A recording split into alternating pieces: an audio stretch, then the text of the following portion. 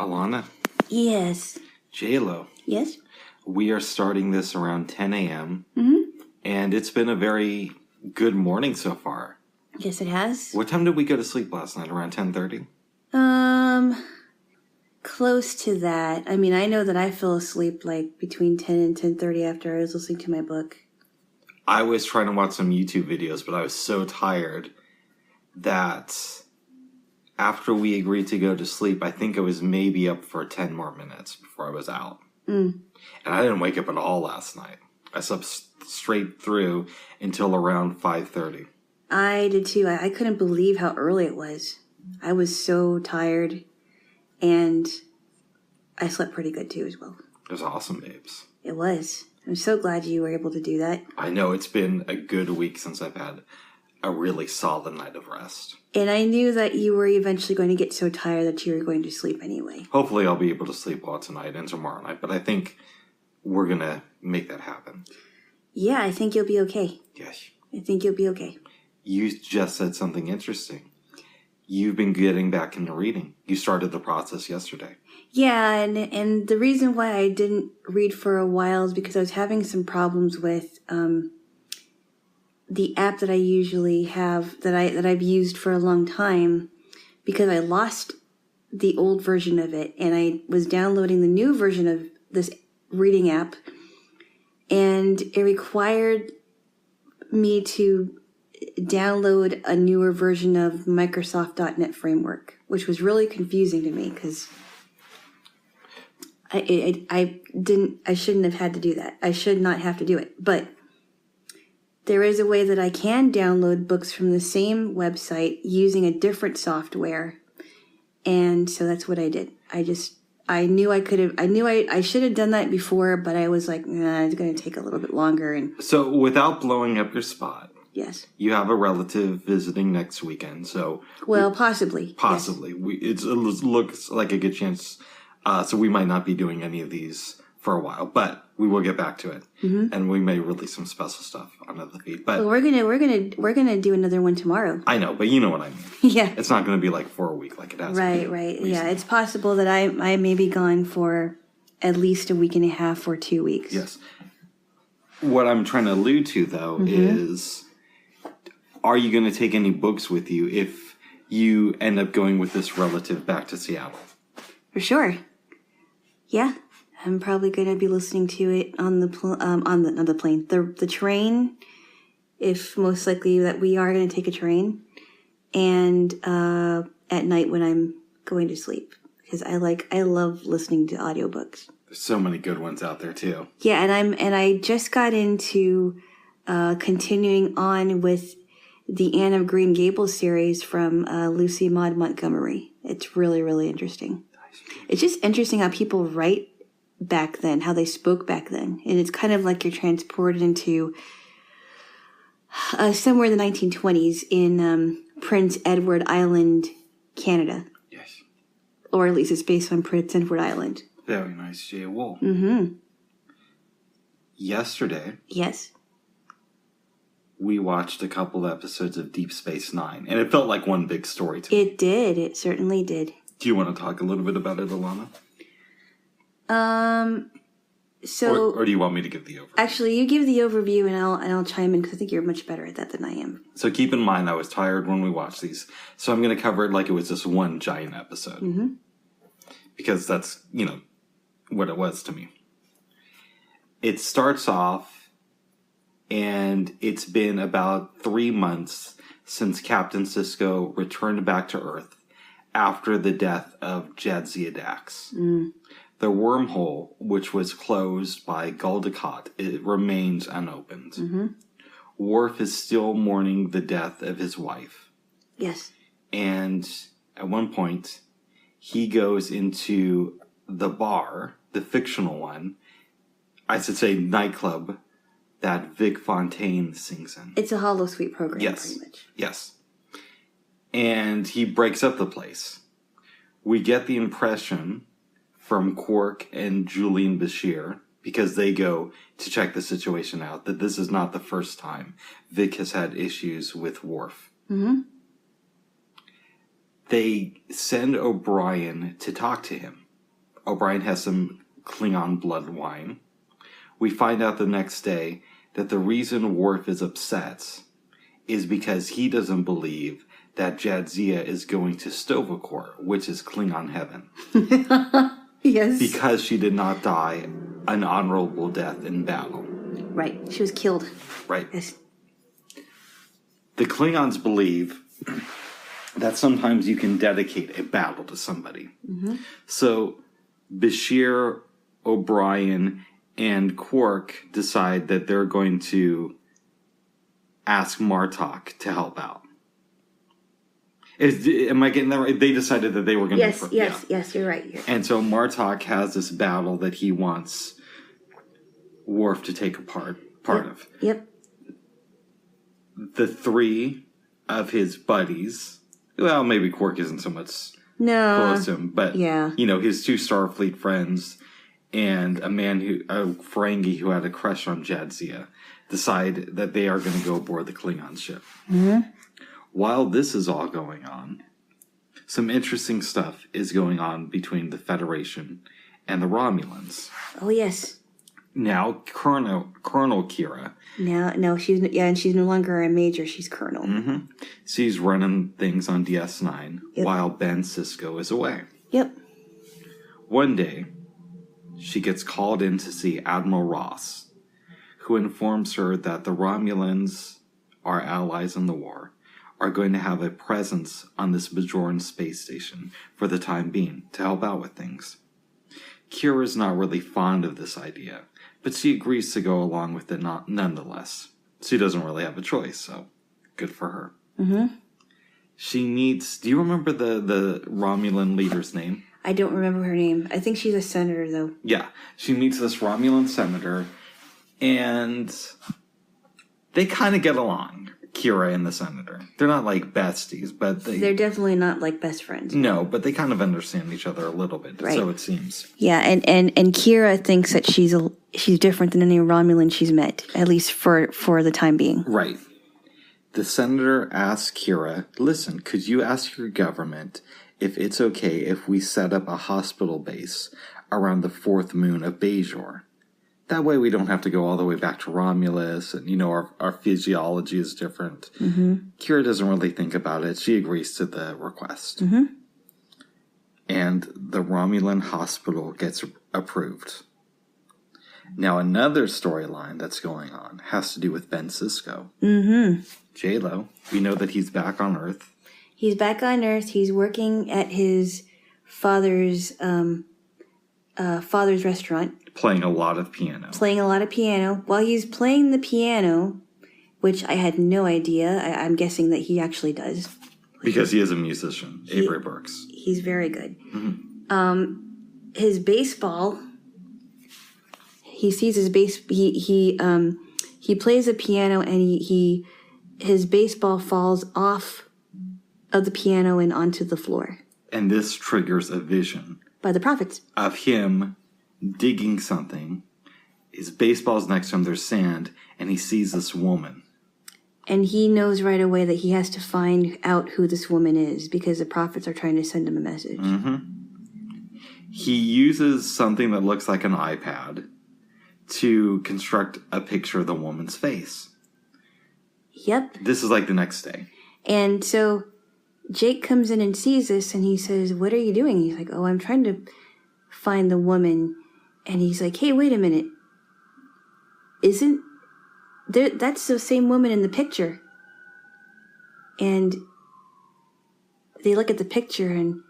A picture that Ben's father had. Right. And he's like, wait a minute, that woman's with Grandpa. What is she doing with Grandpa? And he's like, I don't know. So he asks he asks his father to explain. At first he says, no, I don't want to talk about it. I'm not going to explain it.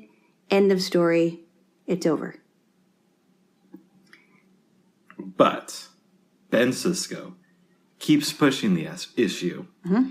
And we eventually discover that the lady in the picture, Sarah, is Ben Sisko's real mother. Yep. Not the woman who he thought it was his mom. Yep, he fell in love with Sarah. They got married. They were married for 2 years. She had Ben. And then she left around the time of his first birthday. Yep, she did. She disappeared. The older Cisco married a woman who Ben thought was his biological parent. And about 3 years later, he tracked down Sarah. Mm-hmm. He found out that she was working as a holo photographer. He's kind of strange. Yes. But she had died like a month earlier in some weird accident. Right. And so the mother that Ben grew to know as Mama, he thought that was his real mother for a long time. Yes. So obviously he was very, very upset. Ben decides that he has to go to this planet. Why am I spacing on the name? Tyree. Yes. And meanwhile, before he leaves, they were at the restaurant when this happened, right? They were in the alleyway. I think the restaurant was about to close down for the night. Somebody comes to the door. They come to Cisco in the alleyway. Yes. It's a Bajoran. It's a Bajoran. It sounds like he could have been a regular Bajoran citizen. Well, he was part of this extremist group, but Ben thinks that he's just a regular citizen. Well, he doesn't know that until after what happened, right? Keep going. Because he says something to Benjamin as if to say, if you're looking for the orb of the emissary, because he finds that that's what he has to look for to get his, to figure out what the thing is. Mm-hmm. The guy stabs him in the side and he has to be taken to the hospital. He goes to the hospital. You don't know how long he's in there. He comes back to the restaurant probably hours later because his dad's like, hey, they said that they were going to release you 2 hours ago. And we're kind of joking about it. Well, he's kind of in pain. Yeah. He's just been stabbed, almost killed. So they're at the restaurant. Then all of a sudden they see somebody at the door. Before then, go on. We find out that Jake Cisco, along with Ben's father, are going to join him on his journey to Tyree. Yep. The restaurant is closed, and we hear this lady knocking on the door of it. Starfleet officer, young lady, and so they open the door. There's a shorter woman, shorter than Jadzia Dax. Her name is Ezri, younger than Jadzia. We find out that she receives a Dax symbiont after Jadzia's death. They were on their way back to the Trill homeworld. Mm-hmm. Because usually what happens is a symbiont and a Trill citizen will work for years to receive the symbiont. It's not just an overnight process. Right. Ezri never wanted that. Nope. As far as we can tell at this point. But she was the only one available to receive it. Because the symbiont was dying. Yep. And it was either put it in her or the symbiont goes bye-bye. Mm-hmm. They agree that the four of them are going to go on the journey to Tyree. Mm-hmm. Now, while this is going on, Martok's ship has left to the great battle. They're going to destroy this Dominion fleet, I believe. Yep. Or this Dominion base where they build stuff for the Dominion. Mm-hmm. Okay, that's going on. Quark's getting a little upset because, Worf isn't acknowledging him. Nope. He's not thanking him for what he's contributing to the mission. He tells us basically everybody. And Worf looks at him and he's like, it is you, Ferengi, who should be thanking me for this honor. Yeah. Because, and then he realizes, wait a minute, you guys don't really care about Dax. You care about her because you wanted to be with her at one time. All of you. But you were not worthy. You were not worthy of her, and I knew her. You'll never understand what kind of a woman she was. And then Martok basically tells him, hey, they were here to help, bro. Yeah. Forget about all the stuff that they wanted to do when she was alive. They're here to help you out. Yeah. We should also say that on the Cardassian homeworld, there's a little bit of upheaval. Damar and Wayun are going through some stuff that we don't have to get into everything in this episode. I thought it was kind of interesting because Wayun and Dukat and so I don't know about Damar, but Wei-Yun and Dukat they've got some bad agendas. Yes. But Wei-Yun hates Dukat. And I don't think that Dukat is very fond of Wei-Yun. No, they're not. No. There's a great scene in this episode where Damar is trying to get with some lady he met. Yeah. And Wei-Yun walks in and says, we need to talk alone. Yeah. Damar's like, well, why can't she stay? And Wei-Yun matter-of-factly just explains to him, oh, if she finds out what I have to say, I'd have to kill her. And she's like, I better go. It's very funny. Talk about, like cock-blocking Damar. Wei-Yun did a great job of that in this episode. Right. So going back to Deep Space Nine, we find out that, yes, there is a Romulan hospital, but the Romulans are also loading the moon with a ton of weapons. Kira's pissed. She interrupts a meeting between the senator and Admiral Ross, saying that the Bajoran government won't let them have Romulan weapons on their moon, and they have to remove them immediately. The meeting kind of breaks up. Later on, we find out that Admiral Ross had the Federation send a letter of protest to the Romulans, and the Romulans sent a letter of protest back. It's this great metaphor for bureaucracy. And he says, eventually we'll get the weapons off. Kira wants a concrete answer of when will that be? And the Admiral refuses to answer. Right. So she decides that she's going to get a fleet of Bajoran ships, which are underpowered, to go after the Romulans. Yep. And there's a great scene between her and Odo where he's like, something to the effect of, I would have preferred our relationship to be long and happy, not short and, instead of short and thrilling, or something to that. Because he has to join her because she's his girl. Yeah, right. Imagine Major Kira gets back fighting this battle by herself, and Odo's just like sitting there. It wouldn't really fly that well. Yes. Exactly. Back with Cisco. We're in the runabout. Esri has gotten sick. Yeah, she said, I can't believe it. I can't believe even maximum warp makes me feel, I never thought I would get space sick, but it's understandable. We don't see it on camera, but apparently she threw up all over the console. Ooh. And the guys had to clean it off. The console? Their computer console that they use to navigate. Oh, she threw up all... I didn't know that. Yes. Okay. It's alluded to. Okay. She goes to get some Ractigino. Jake follows her. And we find out that Esri can't even stand the taste of it. But because she's dealing with all these new personalities in her head, it's overwhelming to her, and she'll do things that don't really make sense to her. Yeah, and she says, oh, I hate Ractigino. Like, why? Like, well, because Curzon liked it, and I don't like it. It's horrible. Well, she says she keeps ordering it. She keeps ordering it because Curzon liked it, but she hates it. Yes. So she's very, very confused. Understandably so, because she didn't want this to happen to her. Eventually, they get to Tyree. They beam down. And they're looking for this orb. And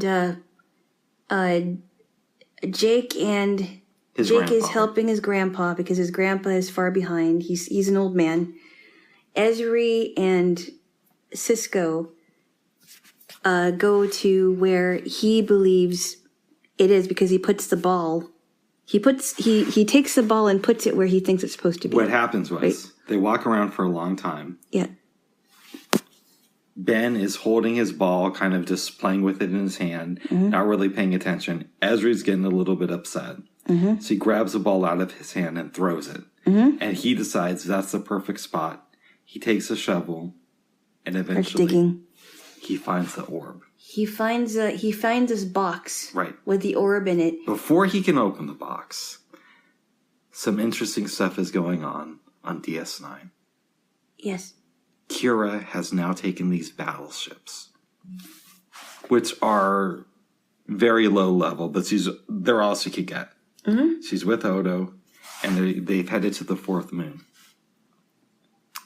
Admiral Ross and the senator inform her that they have about 8 hours to negotiate a treaty because some Romulan warbirds are headed towards them. If they don't surrender, there's going to be a fight.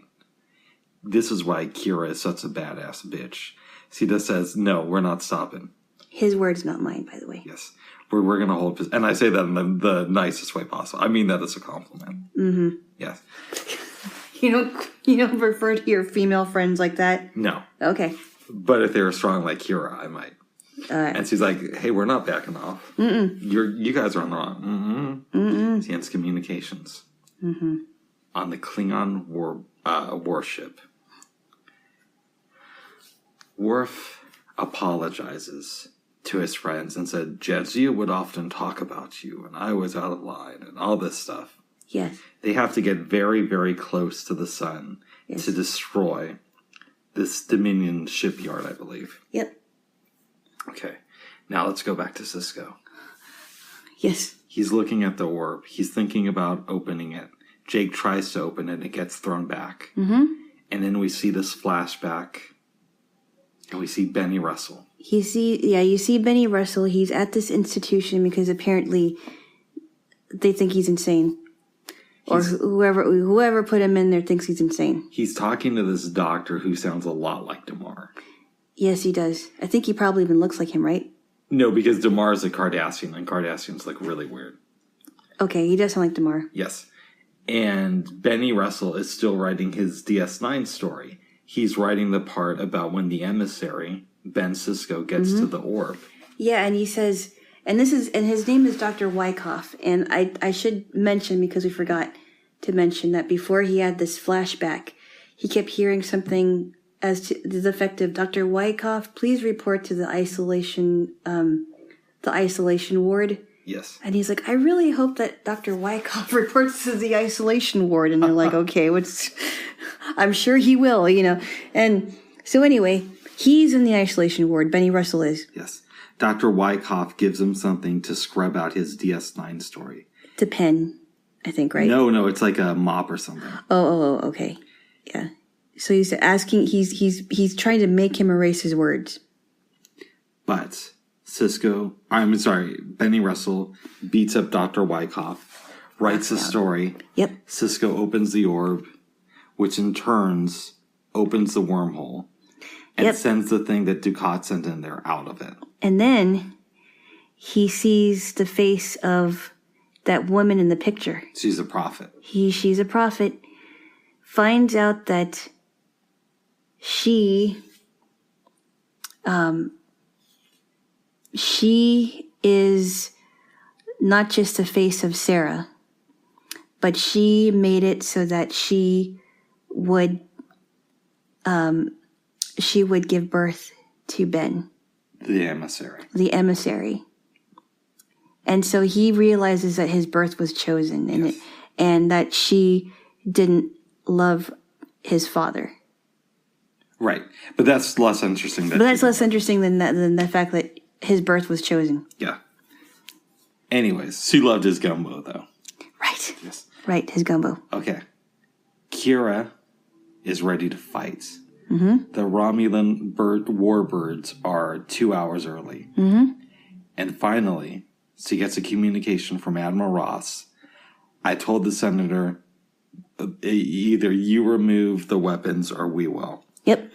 And Kira's like, well, what made you decide to do this? You were kind of like against this. And he basically tells her, you did. You remind me never to play a poker game with you. Okay. Yes. On the Klingon ship, they get really close to the sun because they have to fire this weapon into it. A star that's not our sun. Yeah. They fire it in. They make it. They survive. Get back to the space station. So does Sisko. Everybody walks off of Sisko's shuttle. Kids are coming up to him, celebrating. Ezri comes out. People find out that she's the new Dax. And Quark comments that she's so much shorter. Yes. She looks at Worf, and the episode ends. And she says, Worf, we have to talk, basically. So, she says that right before the episode ends. But we'll have to see what happens after that. Yes, babes. Yeah. For all you know, she ends up with Nog. Oh, jeez. That's an odd coupling, isn't it? Yes. What did you think about this episode? This two-parter? I guess it's actually a three-parter, but... It was so different. I mean, there are different episodes in this movie, Far Beyond the Stars being the most different of them all, I think. Would you agree? In the TV show, I would say, Time's Children is really different, too. Is it Children of Time or Children of Time? It's really different, too. There's a bunch of different episodes in this series. Yeah.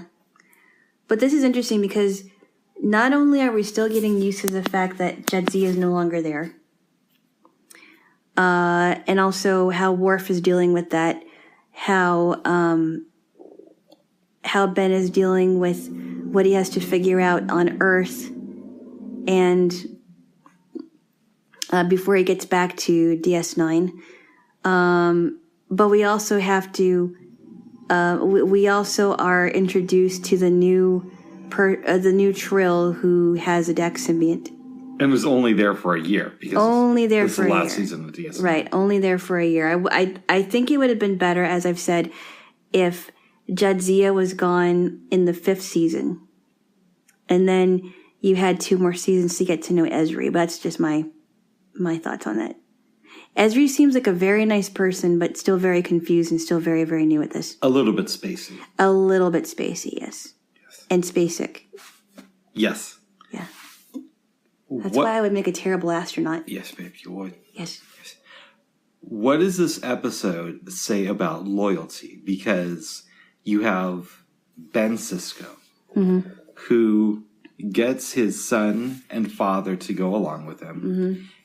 And then Ezri joins him, right? Mm-hmm. So people who are loyal to him back him up. Yes. You have Worf wanting to get Dax into Sto-vo-kor. Mm-hmm. Because Julian was close to Dax, he is loyal to her memory. Yes. And O'Brien is loyal to both Julian and Worf. Mm. Quark considered Dax a good friend, so he, out of loyalty, joins them on the Klingon battleship. That says a lot about Quark, actually. Right. You have Major Kira and Odo, who's loyal to Colonel her. now. She's Colonel. You know what I mean. Yes. Odo, who's now with her, decides that he has to be loyal to her. Now, that's probably because he's getting some of that Cardassian pussy. All right. Enough. I'm sorry, I meant Bajoran. And you also have Sarah in this episode, who is, we find out, was taken over by the prophets. And when the prophets left her, she was no longer loyal to Ben or his father. Mm-hmm. So what do we learn about loyalty? I think loyalty plays a very, very big part in the show, and it really says a lot about a person, a person knowing where their loyalties lie and where their loyalties don't lie. The loyal ones are going to stick with you no matter what. Disloyal ones are just going to be there for you, be there when they're there, and then leave. And I think if you think about how friendship should be, the ones who are always loyal will always be with you, no matter no matter where you are in your life. And the ones that were never loyal to you are just going to go away. If that makes any sense. Kind of. It's an interesting show. Yeah, yeah.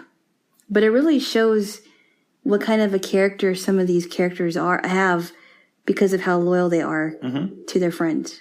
I would agree with that, babe. It's a good quality. Yes. Very good quality. Yes. I'm very glad you enjoyed these. I did. And I am so excited to show you 2 Nog episodes today.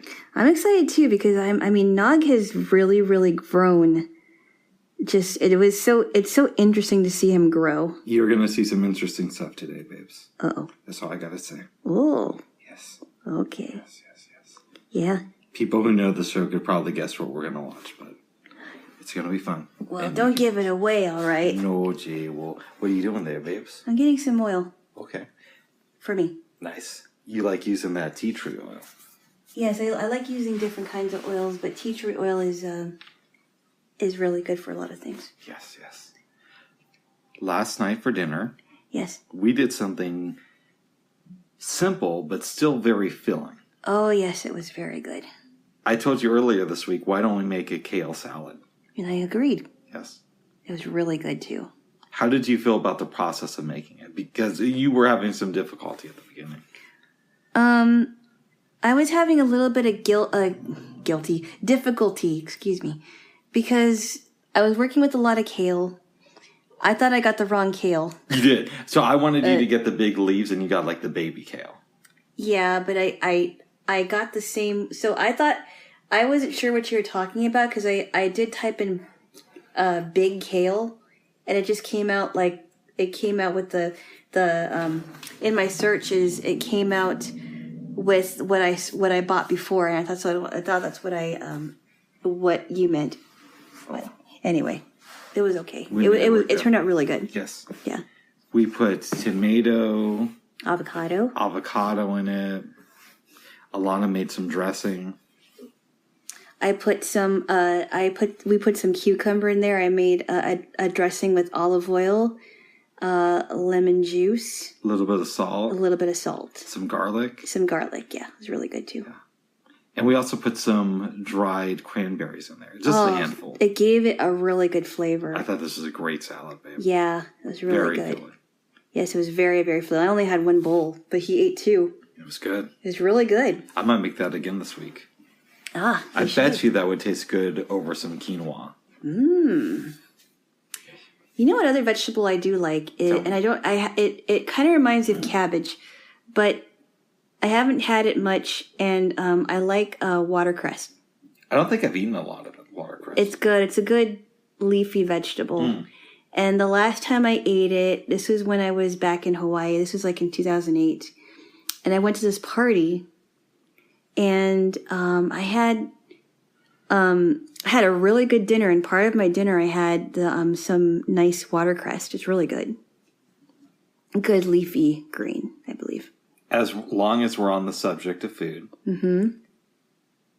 your relative who is coming into town this week is not used to seeing you cook. No, not at all. She's never seen me cook anything. Not even close. We were talking about possible meals you could prepare for her. Yes, and I was thinking, I've really gotten on this pasta kick, and I wanted to make some pasta on the stove with, the pasta sauce. But you gave me the idea of doing a pasta salad, which is pretty much pasta, except the only thing I would be cooking on the stove is the pasta. Correct. And everything else would be in bowls. My theory behind that, babe, is because this person is coming in by train. If you made pasta, it might be a little bit difficult to get the timing right. But if you do the pasta salad, you can make it the day before. And it'll be flavorful and ready by the time she gets here. Yes. But you're just going to have to decide that one by yourself. Yeah. I was thinking of doing it with, if I did make a pasta salad or whatever it is, I was thinking about doing it with macaroni. Because I do like macaroni on occasion. Okay. That might be something. Yes. Yes. Yeah. Yes, yes. That's right. Yes, yes. But I've been getting on a pasta kick, and it's really cool. I can't believe that just in a few weeks, my pasta making skills have been improving. That's what happens when you devote yourself to something. Yeah. Your skills usually get better. Well, of course. Yeah. But I mean, I'm just so proud that they are getting better, and I'm getting a little more and more comfortable around the stove. Well, even with making some things, making some eggs for me, it's gotten much better. Because I really was determined to make it better, and it has gotten much better. So I'm very, very happy about that, at least. That's awesome, babes. Yeah. It's interesting. There's this weird divide in the blind community between those who cook a lot and those who don't. Yeah, I totally agree with that. There are some that learn how to do it either at a young age or older, and they just keep doing it. and there's some that just never do. I know some really intelligent blind people who don't cook for themselves. Wow. I just find that so strange. You're always getting takeout and I couldn't do that all the time. For you. Yeah. I mean, I know, and I do know a lot of blind people that use like Foreman grills, which is a really good tool to have. I don't have one, but they do whatever they can to up their cooking skills, whether they use like crock pots or the stove or oven or whatever. Even if they're not perfect, I admire someone who utilizes whatever cooking skills they can. Once you get back from seeing your relatives, yes, it will be fun to experiment with doing some slow cooking with you. Because the slow cooker is really, really easy. Yeah, I hear that. I have worked with crock pots before, but I've never worked with a slow cooker, which kind of I don't know if I'm going to get one. They're relatively cheap. Are they really? You can get a good one for under $30. Said relative that I won't mention was thinking about maybe getting me one too. Because if I didn't want to do something on the stove and I wanted to maybe make a Filipino dish that I really, really like, that could be a way for me to start because I can do that. I could do it in a pot too, but I could also do it in the slow cooker and it would just turn out the same way. They're good to have for summer. What I really like about the slow cooker is it's very accessible because there's like a knob, at least with the one I have, and there's 3 settings. There's off, low heat, and then higher heat, right? Right. So it's very easy, simpler. Very easy to figure out as a blind person. Right. Well, so are crock pots too. Crock pots are a little bit more challenging. You can still do it, but I don't think they're that challenging. I mean, the crock pot I used to have was not that challenging at all. Okay. No. In any event. The other thing I really like is you can put things in there and just let it cook for 6-7 hours. You know, and you can clean up, you can do other stuff. Yep. So stuff is going to be ready. Yep. And you can basically get your cooking out of the way for the following day. Absolutely, yeah. And I wouldn't have to worry about getting out pans and making sure the drip, Some recipes you do want to do a little bit of pre-cooking. Oh, sure, yeah. Yes. But it's good stuff. And you can also make yogurt in the slow cooker. And they're good for beef stews or any kind of stew if you want to do that. Curries. Yeah. Really good stuff she was. Yes. I wonder if you could do like a pizza in the slow cooker. I think that might be... That's interesting. How doable. would you do that? Well, what I'm thinking is... No, it might not work, but I'm thinking you could like pour water into the bottom of it. Yeah. And let the water boil, but that would actually probably like make the bread soggy. Ugh. Soggy pizza. Yeah. But you had to put water in there anyway. You have to have some sort of liquid in there. Yeah, you had to put water in there anyway so that whatever you put in there will absorb it. Yeah. Yes. They're very good to have in the winter. Because I was thinking maybe if I am able to get one, I was thinking of making something that I've been thinking about making, which is probably one of the most easiest Filipino dishes. Tell me. Either involves chicken or pork, whichever you want to do. It's called adobo. Adobo chicken, by Jaylo. Chicken adobo or pork adobo, and there's a Mexican way to make it, and there's a Filipino way to make it. The Filipino way to make it is a little bit sweeter. You have vinegar, soy sauce, I believe.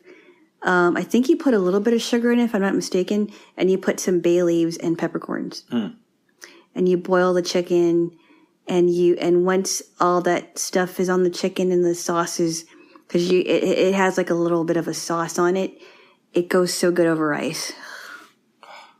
I should get a rice cooker. Rice cookers are great. I keep hearing that. It's not that hard to do it on the stove. No, but you get really good rice out of a rice cooker. You don't have to cook it on the stove all the time.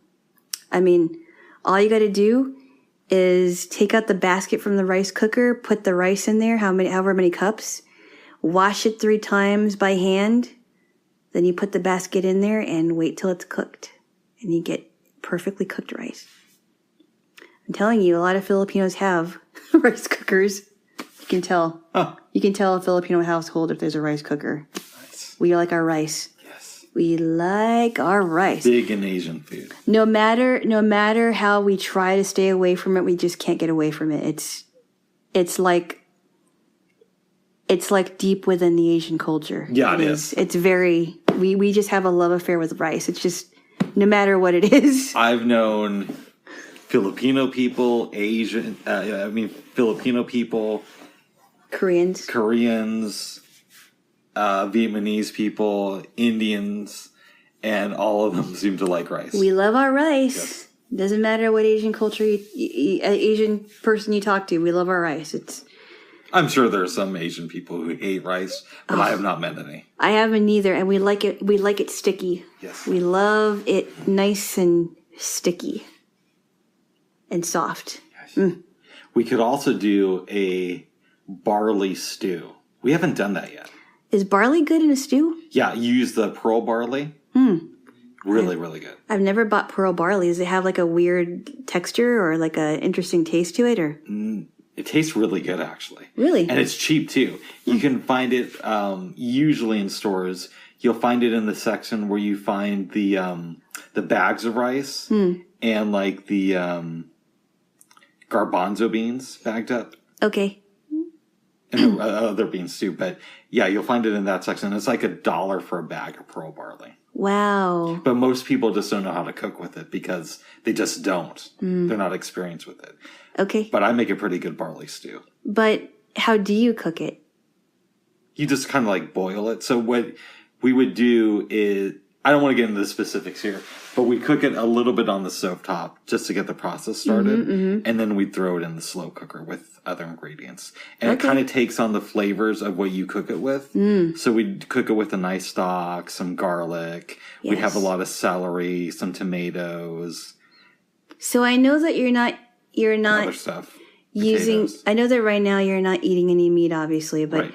do you use flavored stocks? Like you don't use chicken stock. I use a vegetable stock. You use a vegetable stock. But you flavor it with other things. Right. Okay. You know. Okay. But we'll have to come to that road at some point, babes. Yes. Yes. Well, maybe the next time I come to your place, whenever that is, we can use your slow cooker. That's a possibility, babes. Yeah. Yeah. Yeah. Yeah. And make it over here too, okay. I don't have a slow cooker. But you're eventually going to get one. Maybe. I mean, that's in the talking stages as well. It's super cheap, babe. Really? Yes. It's like I said, you can get a really good one for under $30. Yes. Did you get one? Where did you get yours? The one I have now, my grandmother gave it to me. And it still works. Yeah, so what happened was it was never used. Oh. I have a cousin, and my grandmother bought it for my cousin as a housewarming gift. Yeah. But this person already had a slow cooker. Oh, so it was okay. unopened. But I Googled the pricing of it. I looked at different stores throughout the years, and it's always been under $30. Wow. So, yeah. Wow, okay. Yes, babes. Yeah. That's what, yeah. So that's what they were thinking about maybe possibly ordering for me.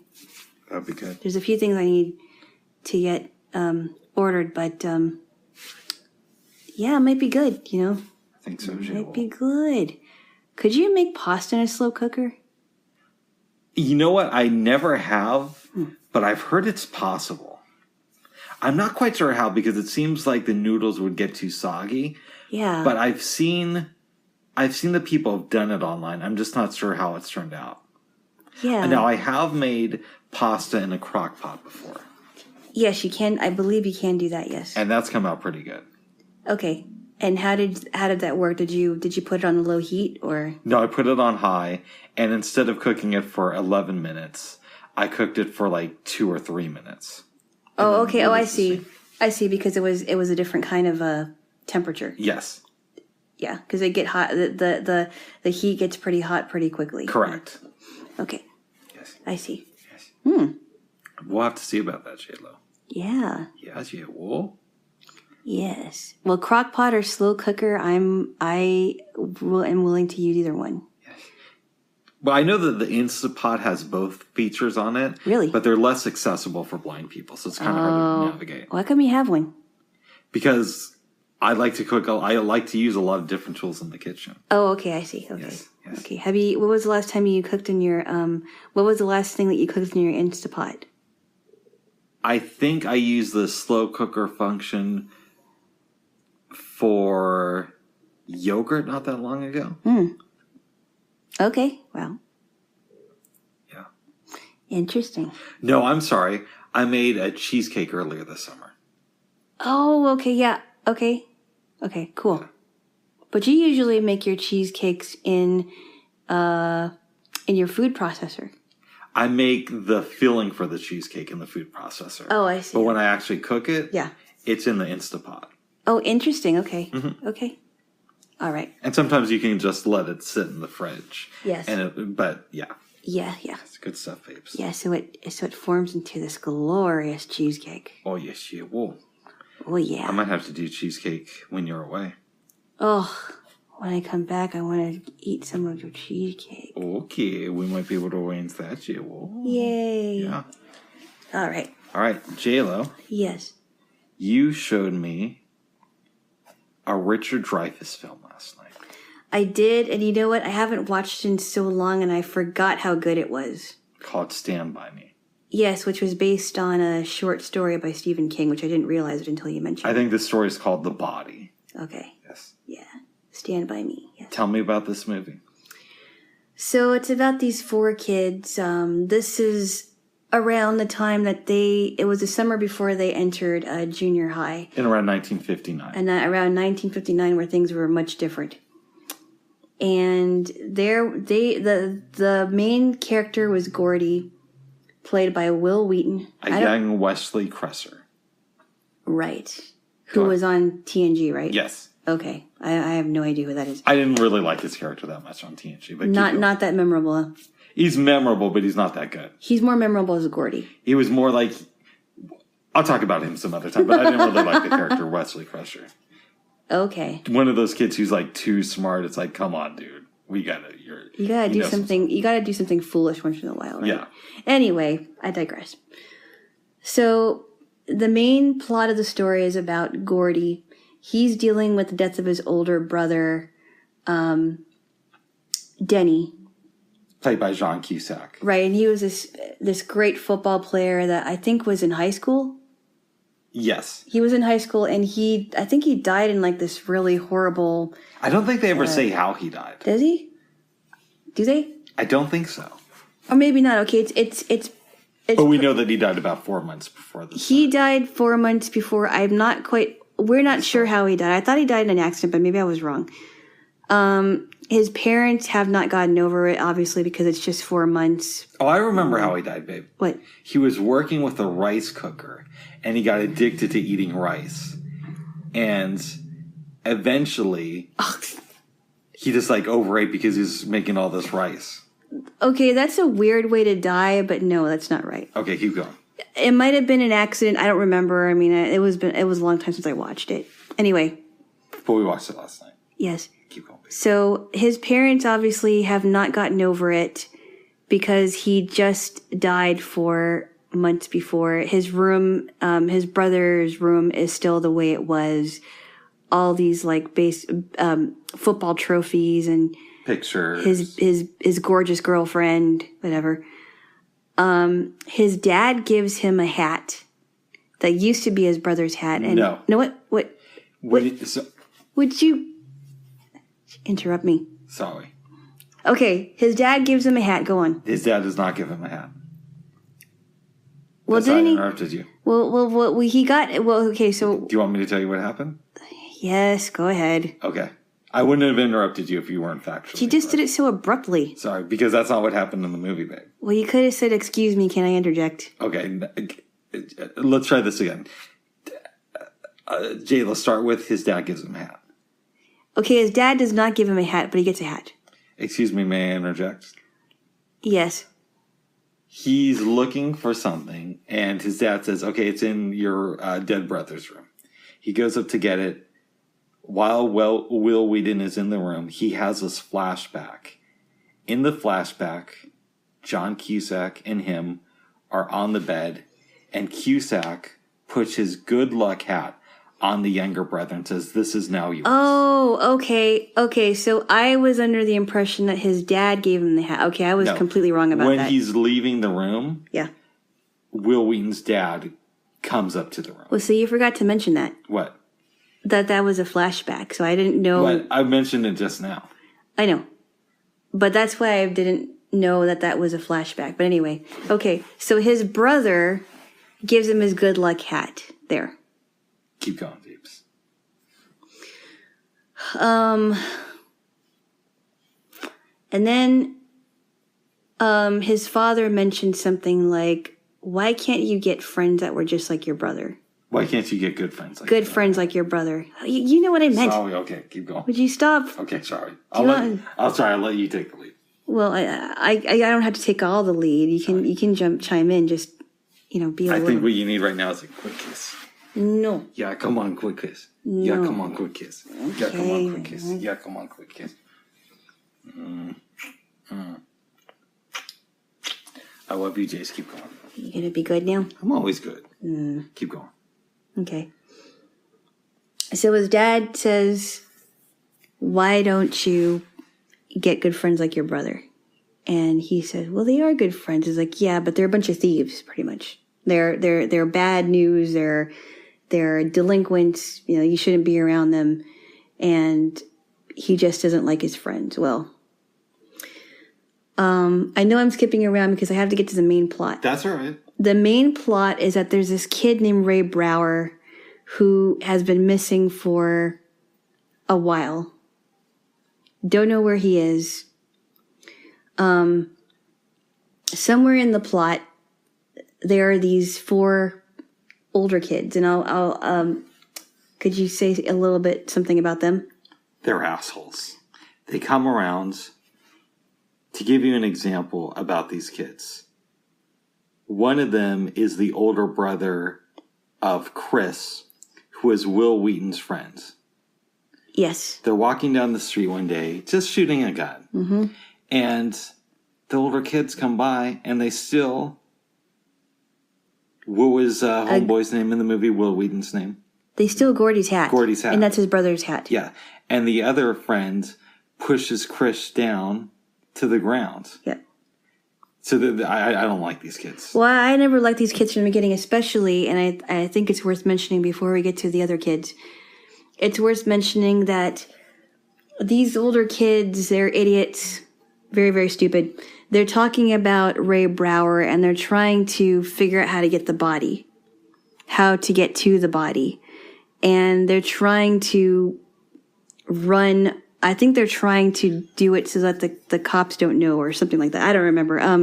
But they're trying to get dibs on this body. I was under the impression that they knew something about the crime because they just didn't seem like good kids to me. Yeah, we don't know that for sure, but that's a strong possibility. It's a strong possibility, but we don't know. But they're bad news. Well, while there's talking about Ray Brower, one of the kids, who's played by Jerry O'Connell, Vern, he plays a fat kid in the movie, which is kind of interesting. He's sitting under the porch. They don't see him.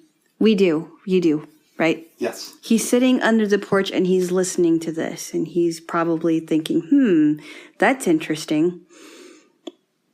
So... Anyway, these kids show up in a few more scenes. I'm not even sure why they're there, honestly, the older kids. But the younger kids, you've got Chris, Gordy, Vern, and Teddy. A lot of them are troubled kids. Some of them... I think they all are. They're all troubled kids in their own way. Teddy probably being the most troubled, I think.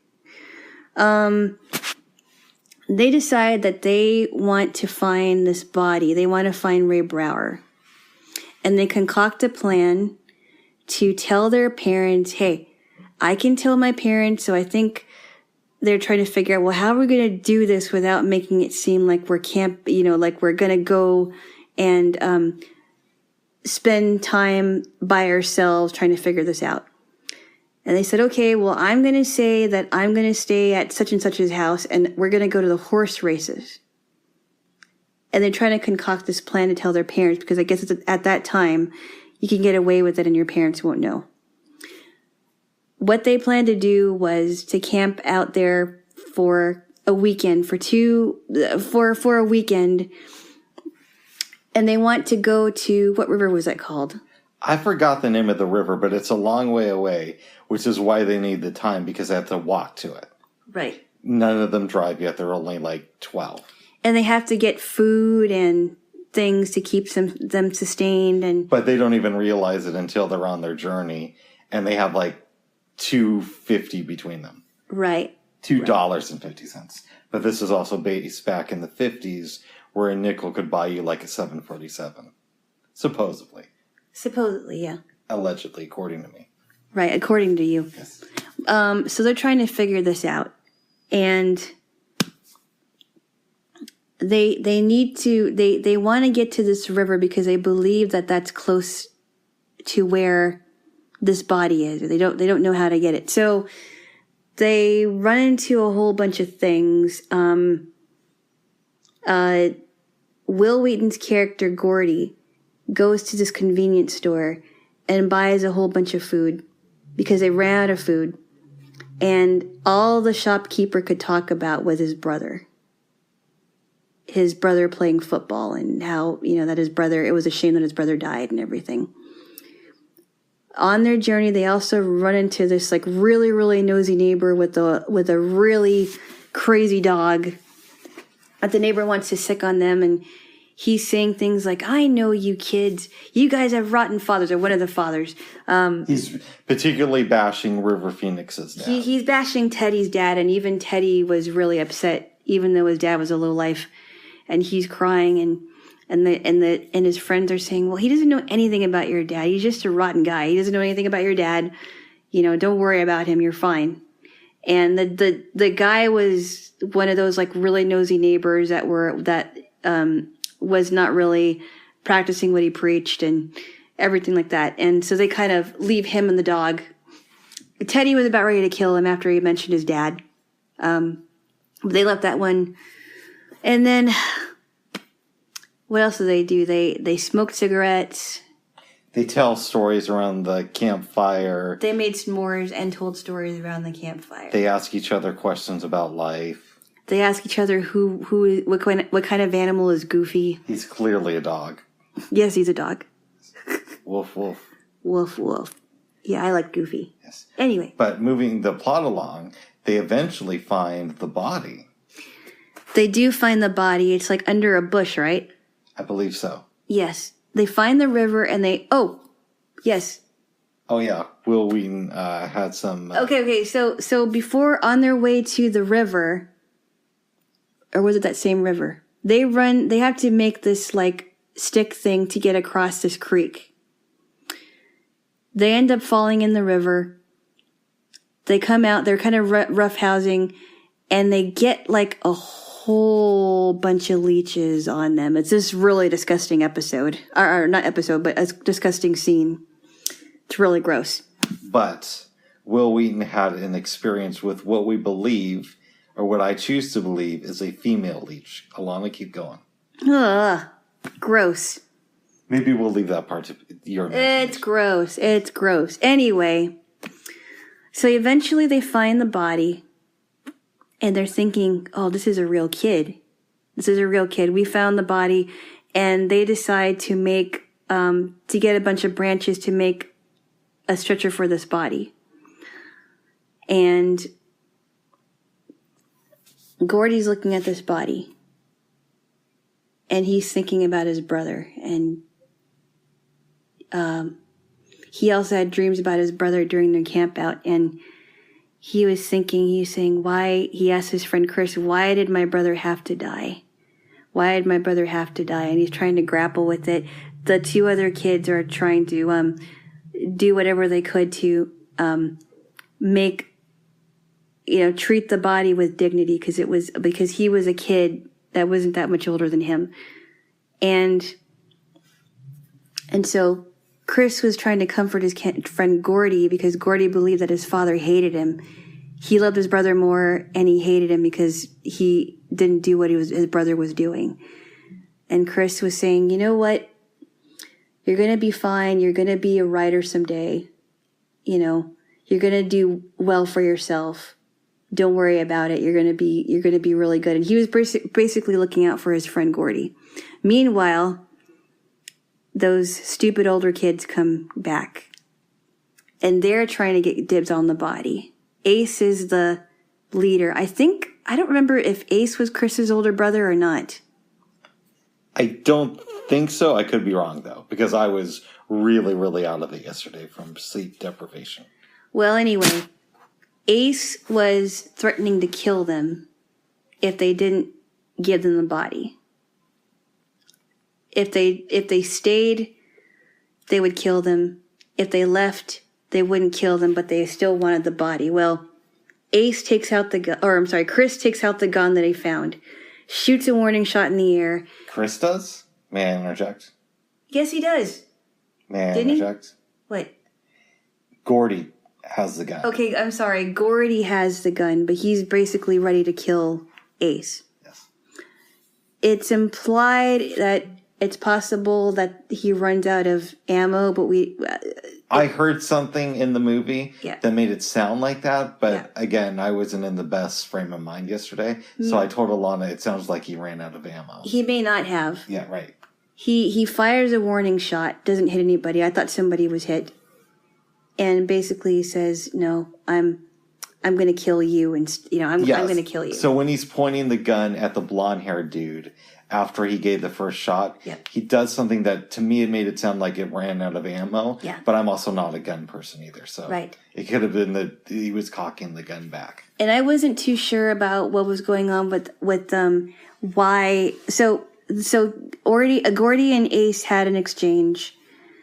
They agreed not to leave, and eventually the kids give up and say, you know what? If you think that we're going to forget this, we're not. They leave. I forgot how that happened, but they left. Because of the gun thing. Because Gordy has the gun at Ace and he says, you guys are going now. And Ace is all like, well, you can't kill us all. And Gordy explains, no, we're just going to kill you. Yep. And Ace sees that his friends aren't really defending him. So he's like, all right, we're going to leave now, but we're not going to forget about it. We're not going to forget it. Okay. So nobody gets killed. They decide what they're going to do with the body is they're not going to take it. None of the gangs got credit for any of this, but they decided that an anonymous phone call would be the best way to report that the body has been found. It's Labor Day weekend. They get back Sunday morning. The guys go about their lives. And then we hear the narrator, the great Richard Dreyfuss, explain what happened to everybody. Yep. He kind of fell out of contact with Jerry O'Connell and River Phoenix, but Chris and him ended up going to school together. Gordy becomes a writer, Chris becomes an attorney, and Richard Dreyfuss explains that Chris died about a week earlier when he went into a store and the person in front of him pulled out a knife to rob the owner of the store. But Chris intervened and was stabbed to death. Yep. He died instantly, we believe. Almost instantly. Richard Dreyfuss's son comes in with his friend and says, Dad, we want to go and do something. Yeah. He says, I'll be right there. The friend says, You're dead. Yeah, but you said that an hour ago or whatever it was.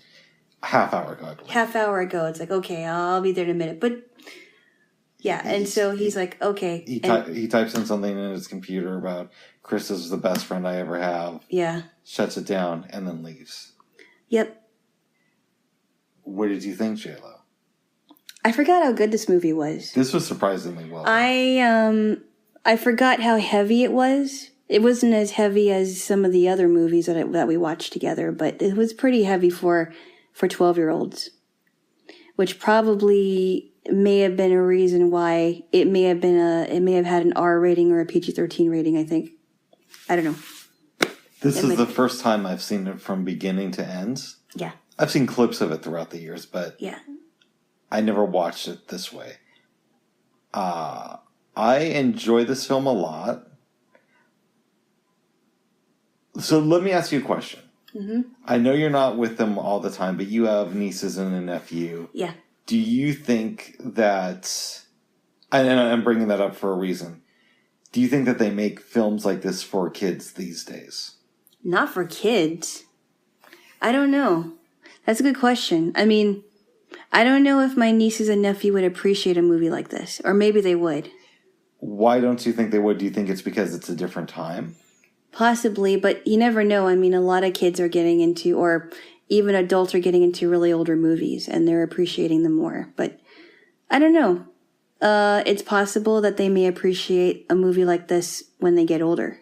But do you think that they should make more movies like this aimed at kids in our modern age? Possibly, yeah. Yeah. This one, I mean, because it was supposed to be set in the 1950s, would you agree that it was kind of a grittier storyline? Than some films, yes. I would agree.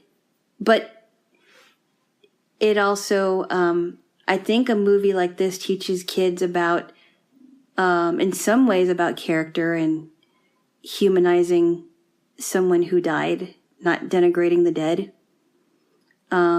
Thinking about what really matters in their lives. About things like that, you know, a child's future. I don't know. I think in some ways we try to protect kids too much. Mm-hmm. And one of the results of that is kids of this generation, I'm assuming, being a 37-year-old adult, don't go out on adventures like this now. Absolutely. Because their parents are always tracking them on their smartphone. And yeah, they didn't do a lot of things when we, you know, the stuff that in our own generation did when we were much younger. It doesn't seem like it.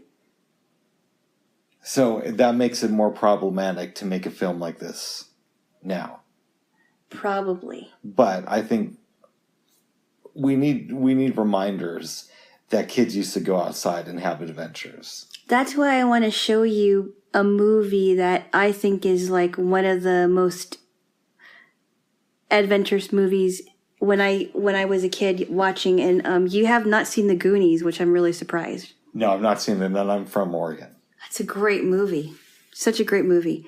It isn't just for guys, for little boys, but anyone who likes adventure, anyone who likes mischief, anyone that likes looking for treasures and things like that, looking for clues. It's really fun. And you see, and it was filmed in Astoria, Oregon. Is Corey Feldman also in that movie? He is, but he's good. He plays a kid that they call Mouth. But he was particularly good in this movie. Josh Brolin's in it, Cary Green's in it, and a young Sean Astin. Yeah, it's a good movie. Okay. It's really fun. Okay. Yes. Getting back to this film. Yes. They do something in this movie that I don't like when I see it done. And it's the idea of the wise beyond their years kid. Mm-hmm. So you have the teenagers who are rambunctious and just want to have fun with this body. Yeah. Then you have people like Chris and Gordy who want to do that at first, but once they find out it's the reality of death, it's no longer a news story on the radio. They treat this kid with more respect. Yeah. And I feel oftentimes in media, you have this super intelligent, enlightened kid portrayed. Whether it's this or Will Wheaton doing Wesley or 90s sitcoms where a kid does something that outsmarts the adults. Well, let me... Go ahead. Let me... Maybe I have a theory for this. Tell me. And I could be completely wrong, but maybe it's because in reality off of these shows, younger children are thought of as not knowing a lot. They're not, when they think of people that are wiser than the preteens. They think of kids in their late teens or even young adults that are much wiser than them. And maybe they want to do that because they want to portray young kids as that they can be wise. They don't have to act the way that they usually do. I don't know. They can, but there's a lot of dumb kids out there. There's some really smart ones, but there's a lot of ones that are just like really, really dumb. They are, yeah. And I don't think it helps the cause when you try to make every little kid seem like this enlightened being. I don't know about that. I don't know. I mean, it doesn't bother me as much as it bothers you, but I don't know about that. Yeah, I mean, and you could say it's not true even in this movie because River Phoenix and Jerry O'Connell are just kids. They're not as smart as Gordy and Chris. They're not as smart as Will Wheaton and Corey Feldman, I guess. Correct. Yes, a young Corey Feldman, apparently. Yes. I want to get back to something you said about the teenagers. Why are they in the movie? Yeah, I know. We never get any follow-up. Mm-hmm. At the narration at the end, he never says they came after us later, or it turns out that they were arrested, the next day for doing something really dumb. They just leave that as a blank slate. Right. And it's another thing I hate about movies. Oftentimes, they'll put in a villain where there's none needed. We don't need the villain. Villain or villains, yeah. Right. We don't need the older teenagers to make this an interesting story. Exactly. I totally agree with you. Because they're not a part of the A plot at all. They're not even, I mean, what are they doing there? That's I don't get it. I don't get it. Maybe there was a reason why they were there, but I just don't understand why they would be. I don't either. And it never resolves. We don't know what happened to these people. But wait a minute. Well, we hear that they, after 36 hours, something happened, but we don't know what. Do we? It says something about 36 hours, like they were running, but not after 36 hours or whatever it is. I completely missed that part. Yeah, I didn't miss it. Okay. 36 hours. Something happened within 36 hours, and their time was up, apparently. But we don't exactly know what happened. Okay, I space out on that. But getting back to that, I don't know why they're in the movie, and I don't think they should have been in the movie, honestly. No. Yeah, if they were dealing with one kid, that would be different. But they were dealing with 4 other kids. Yes. Yeah. I don't get that. You're playing with your stopper? Yeah, I'm done now. Oh, no, I'm not. Okay, I'm done now. Have fun with your stopper. Yes. I like this movie, though. I thought it was good. I'm glad I've seen it. It was a good movie. It's kind of like we're doing this weird Bill Murray, Richard Dreyfuss thing this weekend. I really want to show you Mr. Holland's opus. It's fantastic. The music is really good. Everybody in the cast is really good. And it's, I think the first time I watched it, I think I might have been in my late teens. I watched it with my family. It was really, really good. Parts of it shot here in Portland. Which part? I think I've told you this before. What? That this was a rumor that there was a kid in my school. Mm-hmm. Supposedly, there's scenes at Mr. Holland's Opus's house. Oh, that's right. Okay, yeah, that's right. You told me, yes. The rumor was that they shot those scenes at this kid's house. Oh, okay. That's right. Yes. Okay. Yeah. Yeah, it's a great movie. Nice. If we did like a Corey Feldman, Richard Dreyfuss night or something. I don't know if I want to do that, but if we did. Well, no, if we did, I could show you The Goonies and Mr. Holland's Opus, but they're both really good movies. Yes. Well, after you get back in a couple of weeks, we got to do the Giants. Whenever I leave, yeah. Yeah. Yeah, which I don't know when it's going to be. It's in the talking stages, but... Yes. Jaylo. Yes. We also watched Meatballs. And I thought that I saw it, but apparently I didn't see it. I knew you didn't see it, but I just didn't want to say it. How did you know that? I just knew. How? Because a year ago, I told you that I just watched Meatballs, and you're like, oh, goodness, I haven't seen that. I've only heard about it. Okay. And since you're a little bit older now, your memory isn't as good. Hey. Sorry, babes. Yeah, you should speak for yourself. My memory is not as good as it used to be. No, I still think my memory is sharp, but there are some movies that I know for sure I've seen, and I've watched a bunch of movies when I was much younger, but I don't know.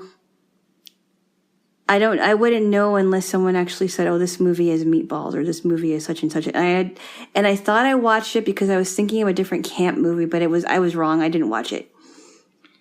Would you like to talk a little bit about this film? It was odd. I think you'd be better at it because you've seen it more. You've seen it once before and I haven't. I'm going to give a very, very brief recap of it. Okay, go ahead.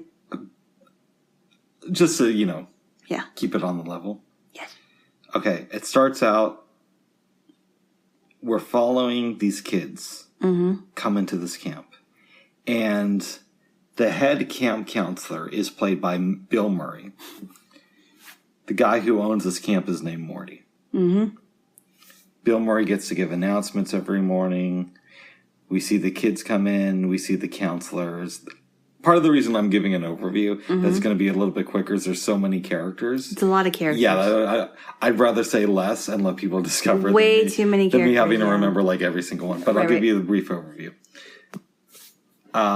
There's one boy who I'm guessing is around 13. I believe it's Rudy. Rudy, correct. Yes. Who is shy, doesn't really know anybody, and one point early on in the movie, he decides that he's going to leave the camp, but he has nowhere to go. Right. He goes to this restaurant. Bill Murray decides to dine there. Yep. And hang out with Rudy. Yep. They become close. Bill Murray is sort of this goofy guy who says a lot of crazy stuff to try to make Rudy and other people around him laugh. And he has, yes. Mm-hmm. Yes, he has. They develop a friendship. They start playing cards together. They start going jogging in the morning. There is a rivalry between another camp. Camp Mohawk.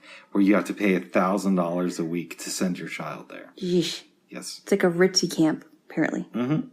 Yeah. Near the end of the movie, they have this 2-day sports events. Yep. And Mohawk has won every single year for the last 12 years. Mm-hmm. Bill Murray's like, it just doesn't matter. It just doesn't matter. Doesn't matter. He gets his staff to say it. It just doesn't matter. Which in a way, is like what I feel about 2020. This is a great speech for our time. But... because they beat them so many times. Right. Yeah. But Camp Mohawk goes up against Bill Murray and his team. Doing pretty well. Comes down to the last event, which is a running thing. Mm-hmm.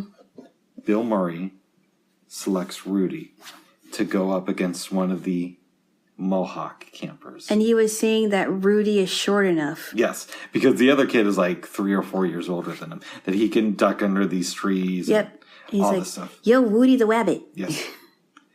That's in his pep talk before the big race. Yes. Do the race. Rudy wins for the school. Yep. Camp Mohawk is embarrassed. Yep. They all go off the next day. But Murray lets it be known that he's going to come back next year to counsel, and Rudy's going to be there as well. Yep. Everybody goes off. Fun is had by all. Again, I know I gave a completely simple... But there's a lot of characters in it. There's just like one... Yeah. And there's a couple of storylines. So if you have any that stand out to you that you want to share, please do so. Yeah. And there were... And I will say that as far as we know, there were no actual meatballs in the making of this movie. No meatballs got hurt. No meatballs got hurt, yes. Yes. Is there any characters you want to highlight? Maybe you want to go into Spaz a little bit. You don't have to. Spaz is an odd character because he's like this nerdy counselor.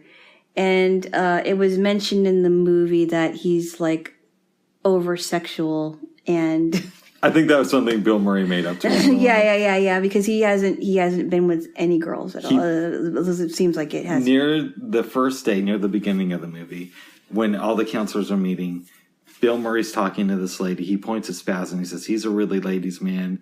You can't tell by looking at him, but one night we went to a bar. Spaz... He took on 6 nurses. 6 nurses, and the next day, 4 of them weren't able to make it to work. There's also a fun scene with him. He gets assigned to the cabin that he's supposed to work in. Spaz goes in, and the kids just start throwing pillows at him. Completely disrespect him, especially because of his name, Spaz. Right. And but somewhere along the way, he meets with one of the... I guess he ends up dating or going on a date with one of the counselors. And was it Bill Murray who asked him about what happened? Like, what happened? What did you do? What happened? I think it was somebody else. And he's like, well, did you make out? He's like, well, yeah, I did. Well, how did it lead? What happened? What did you do? How did it lead to it? Well, I held her hand. He's like, you held her hand? And the guy got so excited. He's like, I thought he was going to make fun of him. Or maybe he did. He's like, wow, you held her hand and you guys were in the woods and it was dark. Yeah, I don't think they actually made out. It was just hand holding, but it was good. Yeah, but he said holding her hand, right? Right. Yeah. But anyway, yes. It was funny. Yes.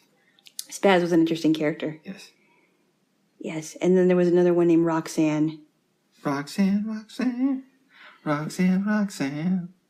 Who ended up going with Bill Murray, I believe. Yes, was Tripper. Yes, Triple. I always just refer to him as Bill Murray for some reason. Yeah. You've never seen Coffee and Cigarettes? No, it sounds like a gross combination. Okay, it's a Jim Jarmusch movie, and it's an anthology film. So you only see characters in one scene of the movie. Oh. Basically, the premise is it's what happens when people get together for coffee and cigarettes. Okay. There's this great scene. We'll actually watch it after this because it's only 7 minutes.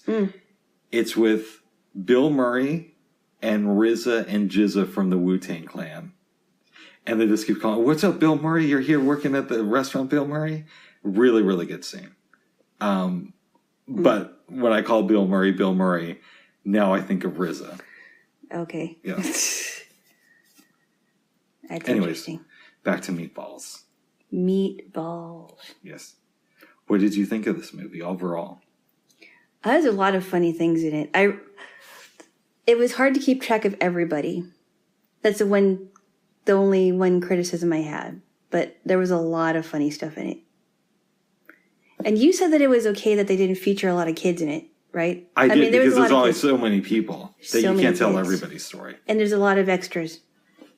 Yeah. Yes. Yeah. What's your favorite Bill Murray movie, Jaylo?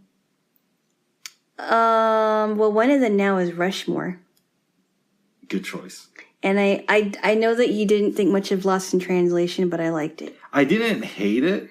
There's some good scenes, funny. but I didn't think it was as good as everybody was trying to say it was. Okay. I like both of those movies. Yeah. I don't know that I have a favorite Bill Murray movie, but I liked both of those movies. We're going to watch What About Bob tonight. Yes, we are. And I only saw parts of it, little bits of it. So I don't think, and I wasn't too interested when I did see it. But the one thing I'll never forget is when the therapist is talking to Bob or the psychologist. Whatever you want to call him. He always said baby steps. Or he's talking to. That's the name of Dr. Leo Marvin's book. Yeah, baby steps. And Bob was Bill Murray's character, right? Yes. Yeah, and he was saying baby steps. Baby steps. I've heard Richard Dreyfuss say that they did not get along during the filming of this movie. Really? Mm-hmm. Oh, that's not good. No. It's going to be a fun watch, babe. Oh, goodness. Yes. Is there anything else you wanted to say about Meatballs? No. Oh, yeah. The song Meatballs in the movie Meatballs was done by Rick Dees. Okay. Who also did the song Disco Duck. Did I ever tell you my Disco Duck story? I think it involved a girl, right? Yes. In high school, I wanted to be a radio DJ. So I worked at this high school station called 14... Is it 1450 or 1480? I want to say it's 1450 KBPS. And that was for Benson High School. Benson High School, yes. Even though I went to school at MLC, I was able to take classes at Benson. That's kind of cool. Yes. So I worked there in the summer, and this girl who will remain nameless, really cool girl though, and I do remember her name, I'm just not saying it here. Yeah. Very into radio. One day she's like, oh, you got to hear this, and she plays me Disco Duck, and she really liked it. Yeah. And that's how I became familiar with Rick Dees. Yes, and Rick Dees, also known for the weekly top 40. I know that now. I did not know that then. Yeah, so Rick Dees has this like deep voice on the radio. He also has created all these different characters on his show. I don't know him as well as you do. I mean, I don't remember all of them. I know that he had like a Cyndi Lauper character or whatever it is. It was really weird. Anyway, but he did some really funny songs. Like he did a song called he did Meatballs and Disco Duck. He also did a song called Eat My Shorts. Right. Before Simpsons. I think you said that here before, but it bears repeating. I did not. Okay. I don't think I did. It's very good, that show.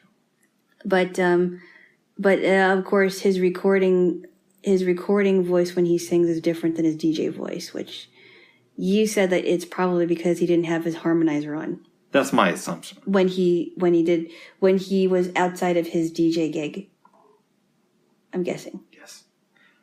What do you think that's like to be a radio personality and put out an album? So Rick Dees got played with Disco Duck. Mm-hmm. But I'm wondering how difficult that was to get heard on the radio, because yes, he could play it on his own show, but I imagine his competitors wouldn't want to play that type of thing on their station. I don't know. Do you think it's a massive disadvantage to be a radio guy and put out a song? Maybe they don't take him as seriously, but they're fun stuff. I mean, it's fun. I don't know. But the politics of promoting a record got to be a lot different. Maybe, in my opinion. Maybe. I don't know. I just haven't thought about it, I guess. Okay. There was a DJ, I forgot, I think he was from Kentucky, and he made an album. His name was Gary Burbank. And he made an album of some really funny stuff, and it was really great. I heard some of it. It was really funny. A lot of these DJs will just put out compilation albums from their show. Yeah, he did a comedy one. Nice. But it was funny. But you know what I mean? They'll do like the different bits, and they'll just put them out as a record. Right. Yeah. Some of them would, yeah. How do you feel about that? Well, if it's good stuff, it's good stuff. It doesn't bother me. If it makes you laugh, it makes you laugh. Okay. Even if you could have gotten it for free? For free? Yeah, if you listen to their radio show, and if you had a tape recorder, you could have recorded that stuff off the radio show. But I guess then you would have had to put together the compilation. But I think if it makes you laugh, it makes you laugh. I mean, I was in this van, 1998. Okay. This girl was really into me, Jaylo. We're not going to say any names here. You were in a band. Van. A van. Okay, I'm sorry. In 1998. Right. Girl was really into me. And she says, I want to play you something.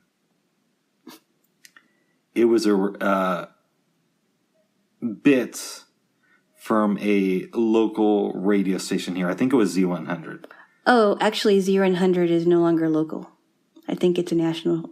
No, it's a brand name that they use in a lot of different markets. Oh, really? Okay. But they use it here in Portland, or at least they used it back in the 90s. But yeah, Z100 also stretched out to Vancouver as well. Right. Yeah, it's a good station. But it was a good the station. point of the station is not to track the history of the name Z100. The point is, she had bought a compilation album from their morning show, and I just remember thinking to myself, why would you do that?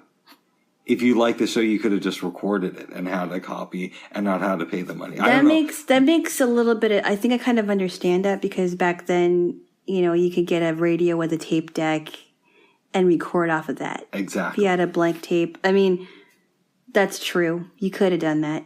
And this is where my mind goes. But I mean, whether or not she bought it, which sounds like she did buy it. She did buy it. She told me she bought it. I mean, to each his own, I guess. And maybe that's why we never got together. You're like, okay, you lost me there. You lost me there. When you bought the thing, you could have gone for free, okay? Okay. Do you think, babe, that because of the rise of the internet and people posting recordings on YouTube and other places, that we have seen the death of the radio disc jockey compilation CD. I don't know. All I want to say about that is I really hope we don't see the death of the CD for a long time, because I do like CDs still. And I don't know about the disc jockey compilation CDs, but maybe you might be right about that. Who knows? I don't know. Although I have heard that cassette tapes are beginning to make a comeback. Yes. Which is kind of cool. That is kind of cool. How many CDs do you have, Jaylo? I have quite a bit. Here? Yeah, I do. Okay. I had some CDs in another case, but I don't know. I think it might be somewhere in my aunt's house. I hope she did not throw it out. She probably did. I hope not. No. That would be. I think I at least have. Well, in one CD book, I think I have like close to 72, or not quite, because there's still some pages that are left. Unoccupied. That's not that many CDs. I don't have like a library of CDs. God, I used to have literally thousands of CDs. Yes, I know. Yes. I don't have like a whole library of them, but I have quite a bit. And what I liked are the CD books, because I didn't like keeping them in cases and keeping track of all the cases and trying to figure out where to put all of them. Oh, that's interesting. So I have the CD books, but I only got them because I've moved a bunch of times. And so I couldn't really move with all those cases. But I love the cases because you had like the liner notes in the albums. And also, I found with the CD books, it was really easy to scratch my CDs in those. Really? Yeah. I mean, what you could have done was you could have taken the liner notes and put them in the cases with your CDs. That just seems like a little. Or put them in the books with your CDs. I don't know. I liked them because I didn't care about the cases, and some of the cases that I had were blank. Okay. That didn't have. Well, they're the ones that were like burned for you. Burned for me, and some of the CDs that I do have that are not in books are still in their cases. Oh, that's kind of cool. Yeah, but very little. I have very little cases now, and some of them have broken. So I can't really do much about that. I remember in 2000, I bought this machine from Philips that would burn CDs. You could make multiple copies. I spent a whole summer working just to buy this thing. Wow. It was $500 for that, and then it was like another $200 for this tape deck. Wow. And like $75 for these headphones. So I had the tape deck, so I could tape songs off the radio and transfer them on the CD. I was thinking to myself, oh, this will pay for itself in no time because I'll be able to borrow CDs from friends. And my mom knows a lot of people who like music, so we could borrow CDs from her friends. Right. And like, I did that a couple times, but I was surprised how few CDs people actually had that I knew. Wow. Yeah. Yeah. Now, no, there are people that had a lot more CDs than I did. I mean, one of my friends who died, who shall not be named, he died in 2011, unfortunately. But when he was alive, he had a collection of stuff, a lot of stuff. And if he was alive for a little bit longer, he would have been able to put all of that in a digital, put all of his stuff, all of his music in digital form. I hate to break this to you. What? In 2011, that was possible. No, I know that. But I'm saying that if he would have been around longer, because he had like a lot of CDs in his collection. Oh, you mean if he would have had the time, not been around longer for technology's sake. Right. Gotcha. Right. Yeah. See, that's what you get for assuming. Oh. Sometimes you assume too, J.O. I do not. Not as much as you do. Okay, whatever. Babes? Yes. How are you feeling? I'm feeling great. Okay, good. I am feeling so good. I'm glad to hear that, babes. We are going to make yum balls. A yum bowl, yes. We're going to make yum balls. And tofu today. Oh, but we love those yum bowls because I remember when you first took me to Cafe Yum. Such a good local chain. Yeah. So good. Their ingredients are really, really, really good. And yummy. Whether you have it with or without chicken, it's so good. So good. I like making the yum sauce at home. It's not too complicated. Alana's never. Well, she's had my sauce, but she hasn't had my yum sauce. No, I have not. I've not had your yum sauce. Yeah, I've had other sauces that you did make. So tomorrow, when we get back on here, you're gonna tell how my yum sauce tastes and how you like swallowing my yum sauce. You're making this into a very disgusting. Are you gonna swallow my yum sauce tonight?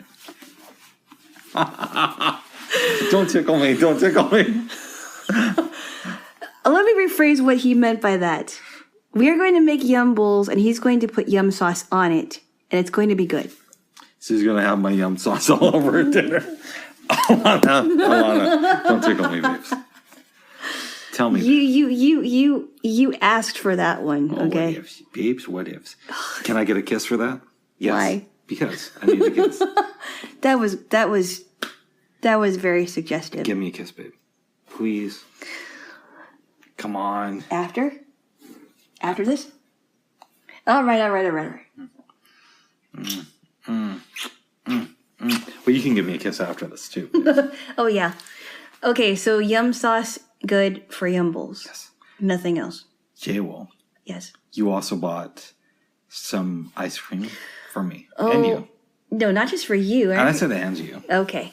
It's another Tillamook brand ice cream. I love Tillamook ice cream. This is a chocolate peanut butter ice cream that I have bought before, and it literally tastes like there's peanut butter cups in your ice cream. So good. And along with that, we're going to put some more yummy chocolate syrup on there. I may even put some M&Ms in my bowl. Well, that means I have to put some in mine. Yeah. Yeah, Jaylo. Yeah. Yeah, it's going to be a yummy dinner. Mm-hmm. Yes. Now, you've also been having dreams? Oh, yes. Oh, yes. And then I have actually got one to contribute to that. Why don't you first tell your dream before you forget it? It's because this is going to be like the first time in like Yes. a year that I've talked about one of my dreams here. Yes. I was on this plane with this girl that I knew back in the day who will remain nameless. And we both had aisle seats. We were traveling to some conference. She calls this masseuse to come over. Stands up in the middle of the aisle, lifts up her hands, and before he can go to work on her, she turns to me and says, "Rick, do you want this guy to give you a massage instead of giving one to me?"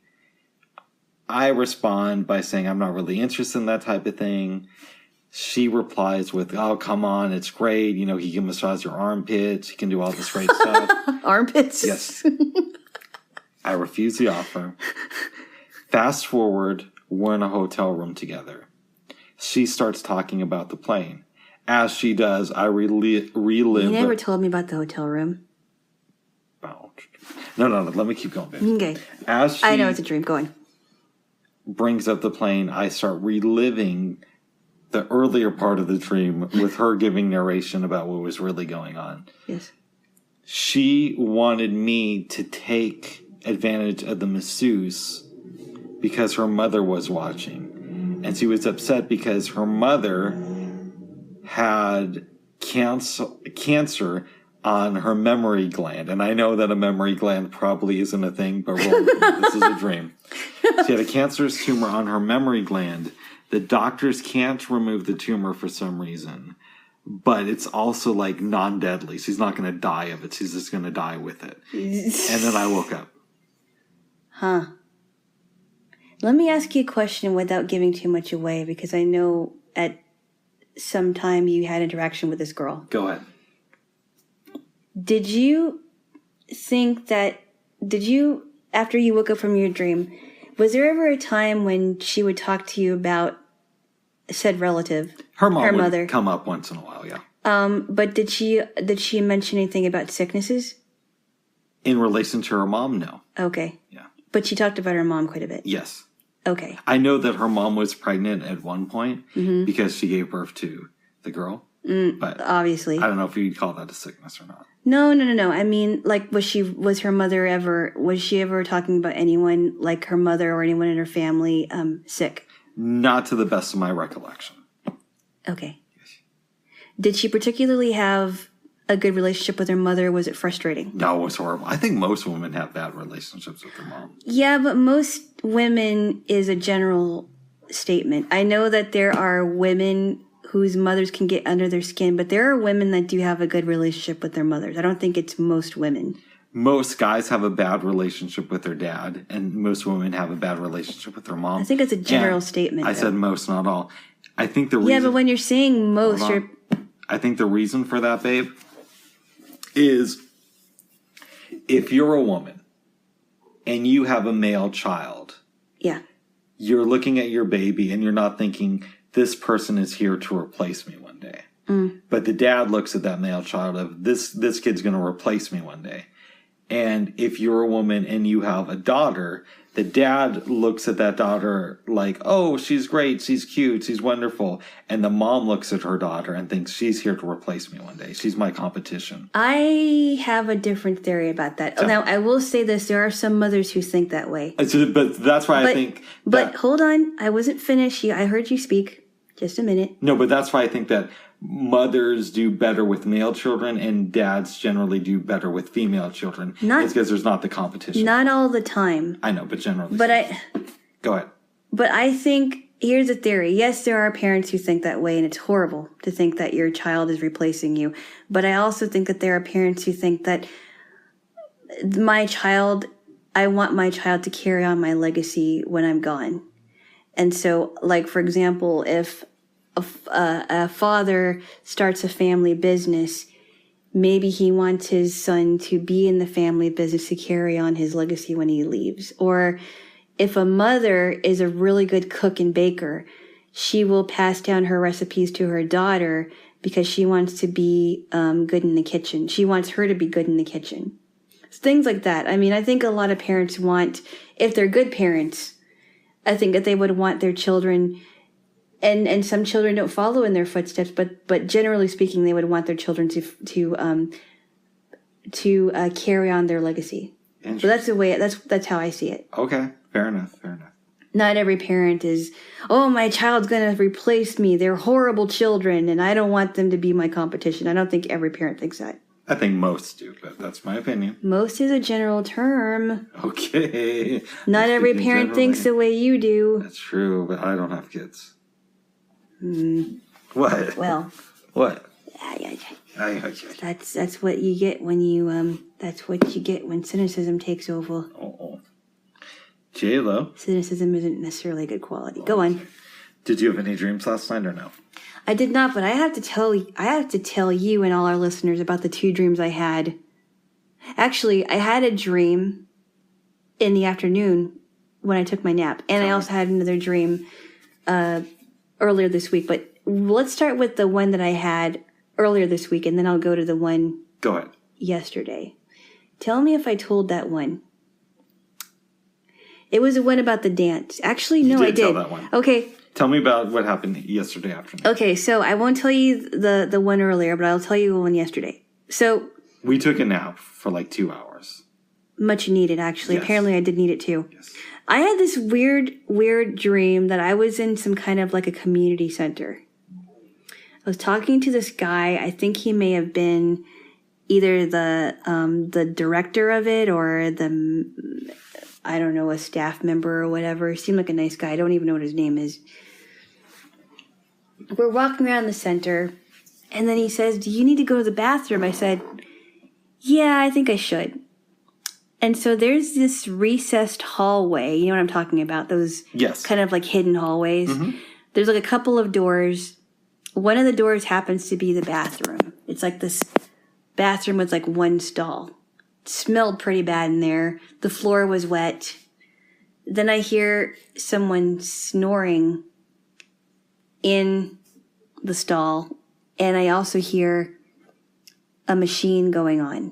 So apparently what happened is there was a woman that was asleep in one of the stalls and had this machine hooked up to her. What it sounded like to me was it was like she was hooked up to some kind of IV, which was very odd to me. And I said, you know what? I don't want to go in there. And he's like, yeah, I don't think you should go in there. And so we get out of the bathroom and he says, hey, actually she lives here. And I said, something like that effect. I said, does she live here or something? What's going on with that? And he explained in the dream to me that part of the center was made into an apartment for her, including the bathroom. That's really odd. And then we start talking about where I live. And I said, well, I used to live with roommates, but I live in my own apartment. In the dream, I said that I live like by Mount Tabor Park, which wasn't true. And I said something to the effect about, I asked him, have you been to Mount Tabor? He says, no, I haven't. I said, yeah, me and my boyfriend haven't been to Mount Tabor for a while because we used to go there. We used to go walking or hiking or whatever. And then I wake up. It was a very odd dream. I don't even know what that's supposed to mean, but apparently Mount Tabor was mentioned in it, and hiking and walking. And I mentioned to the guy that we haven't done it since the Corona thing. Nice. It was very weird. Yeah. And we actually went to Mount Tabor the Monday before things started shutting down. This was in July. No. I'm sorry. This was in March. Yes. This was in March. It was a beautiful day, too. It almost felt like summer weather. It was a great day. Really beautiful. Yeah. Little did we know. We had some snacks. We were walking around. It was really, really nice. The air. No masks. No masks at all. There were people that were passing us. We went to visit a church that wasn't too far. We were just walking through, kind of. We weren't there to worship. No, we were just walking around that space because I'd never been there. And I thought, oh, it's really interesting. And then you were trying to show me where the coffee place was. Mm-hmm. Did we ever find it? I don't think we did. No, we did. We did. We did find it. Okay. We did find it, yeah. Okay. Because I knew where it was. Because I've been in there many times before. I've done events there. I used to be part of the self-love group that would meet there on occasion. Mm-hmm. Very nice stuff. Yeah, it was a beautiful day. We just had a wonderful time. Yes, and one of my friends has a son who used to work in that coffee shop. Yes. I think I know who that might be. I think you might, Jaylo. Yes. I don't know. I've never met the son, but I think I know who it is. Yes. Have you ever gotten anything from that coffee place? You know what? In 2010, I think I bought a brownie from them. We could have gone there and gotten something, but we weren't even thinking about that because we were walking around and Yeah. I don't remember why. You're showing me some other things. Yeah, I just wanted to show you the building because I had a little bit of history there. It was just a really, really fun day. Mm-hmm. We had a good time. Yes. That was my dream. It was weird. Oh, nice. What do you think about the apartment thing? I'm guessing in the dream that the woman was homeless. Mm-hmm. I never met the woman. But what do you think about, like, people... we don't have to go too much into the homeless issue, but what do you think about that dream and what the apartment/community center represents? It could be anything, really. It could be anything. I was going to ask you what you thought it represented.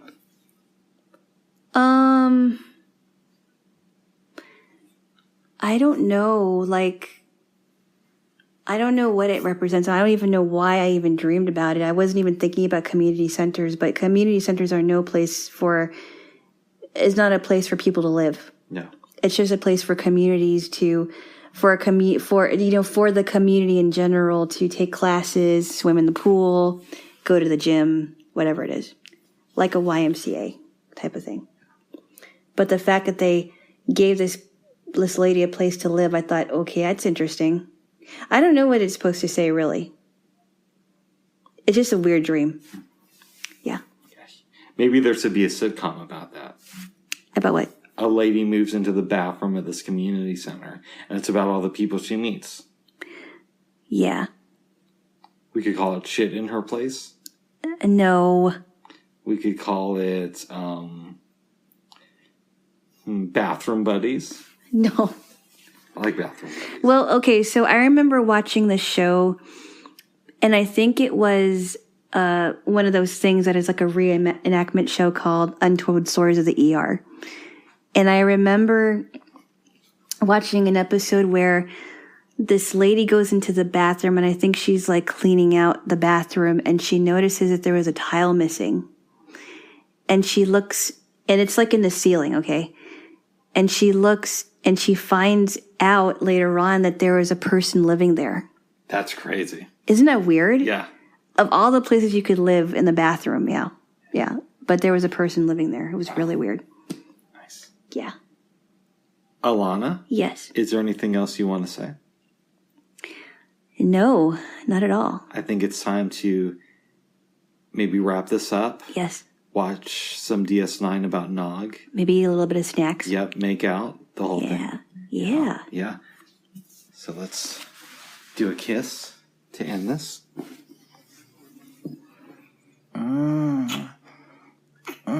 Okay, enough. What? Enough. What? Do I do that a lot? Yes, you do. It's kind of distracting. Oh, sorry, I didn't know. Is that our shtick? Is that our little shtick thing, like our little gag where we kiss at the end of each episode and you make these weird noises and I say stop?